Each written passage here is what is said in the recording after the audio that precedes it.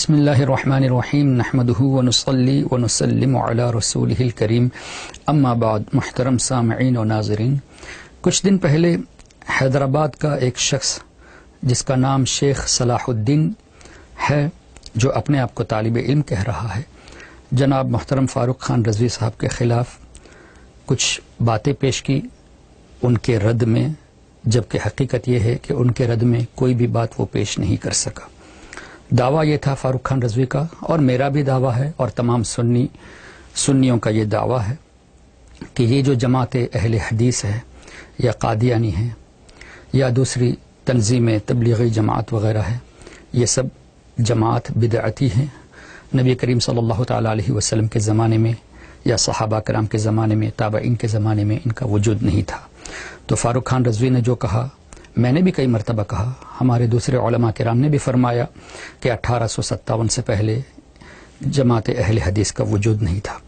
تو اس شخص نے جو شیخ صلاح الدین صاحب ہے، انہوں نے یہ بتایا کہ سرکار صلی اللہ علیہ وسلم کی حدیث پیش کر کے بخاری شریف سے، اور اسی طرح بزرگوں کے اقوال پیش کر کے لفظ اہل حدیث کو لے کر اس نے یہ کہا کہ اہل حدیث، جماعت اہل حدیث اس زمانے سے چلا آ رہا ہے. میں تو یہ کہوں گا کہ طالب علم اپنے آپ کو کہتے ہو، تم ایسے عالم کے پاس علم حاصل کرو جو تمہیں صحیح سے علم سکھائے، اس لیے کہ وہاں اہل حدیث سے مراد محدثین کرام ہیں، بڑے بڑے محدثین، ان کو اہل حدیث کہا گیا ہے. تم جیسے جاہل بے وقوف لوگوں کو اہل حدیث کہنا زیب نہیں دیتا، اور نہ ہی کہنے کا کسی کو حق ہے. تم جیسے لوگوں کو لفظ اہل حدیث کہنے کا کسی کو حق بھی نہیں ہے، اس لیے کہ تم دعویٰ کرتے ہو کہ قرآن و حدیث پہ ہم عمل کرتے ہیں. حقیقت یہ ہے کہ قرآن اور حدیث سے بہت ہی زیادہ تم لوگ دور ہو. خیر، لفظ اہل حدیث محدثین کی طرف اشارہ ہے، اور حافظ الحدیث کس کو کہتے ہیں جانتے ہو؟ تم نے شاہ ولی اللہ محدث دہلوی کا حوالہ دیا.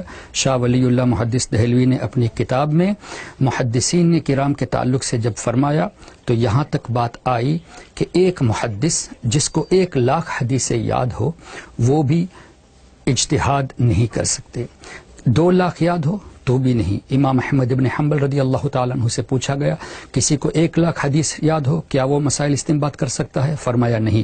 2,00,000 فرمایا نہیں. 4,00,000 فرمایا نہیں. جب 5,00,000 حدیثوں کی بات آئی تب فرمایا ارجو، امید ہے کہ وہ مسائل استنباط کر سکتا ہے. اور حافظ الحدیث، حدیث کی اصطلاح میں حافظ الحدیث اس کو کہتے ہیں جس کو 1,00,000 حدیثیں یاد ہو، وہ بھی راویوں کے نام کے ساتھ، ان کی تاریخ کے ساتھ. تمہارے جیسے بیوقوف لوگ انٹرنیٹ کے ذریعے یا کچھ حدیثوں کو یاد کر کے اپنے آپ کو اہل حدیث کہنا، اس اہل حدیث جماعت کا کوئی تذکرہ نہیں ہے. ہاں، اہل حدیث کا لفظ ضرور حدیث میں موجود ہے، مفسرین محدثین نے اس کا ذکر فرمایا ہے، وہ محدثین کے لیے ہے. ہمارا جو چیلنج ہے وہ جماعت اہل حدیث کا ہے، جو تم نے ایجاد کی، تمہارے آبا و اجداد یعنی تمہارے پیروں نے، تمہارے اساتذہ نے جس کو ایجاد کیا، اس کے بارے میں ہمارا چیلنج ہے کہ یہ جماعت اہل حدیث، اس کا کوئی تذکرہ نہیں. اچھا، آگے تم نے یہ بھی کہا کہ وہ جو بازو میں بیٹھا ہے حافظ احسان، وہ شریعت پہ عمل کرنے والے دیندار لوگوں کے خلاف بول رہا ہے، جیسے ذاکر نائک، شیخ توصیف الرحمان وغیرہ. تم کہتے ہو کہ یہ لوگ نیک لوگ ہیں، تم کہتے ہو کہ شریعت پہ عمل کرنے والے ہیں، تم کہتے ہو کہ یہ لوگ سنتوں پہ عمل کرنے والے ہیں، یہ لوگ صحیح اہل حدیث ہے. اگر سچے ہوتے یہ تو قرآن کی طرف جھوٹ منسوب کیوں کرتے؟ قرآن کریم میں 25 سے زائد یہ آیتیں ہیں کہ وسیلہ لینا حرام ہے. تمہارے ڈاکٹر ذاکر نائک نے کہا تھا، ہم نے جب سوال کیا تو ابھی تک جواب کیوں نہیں دیا؟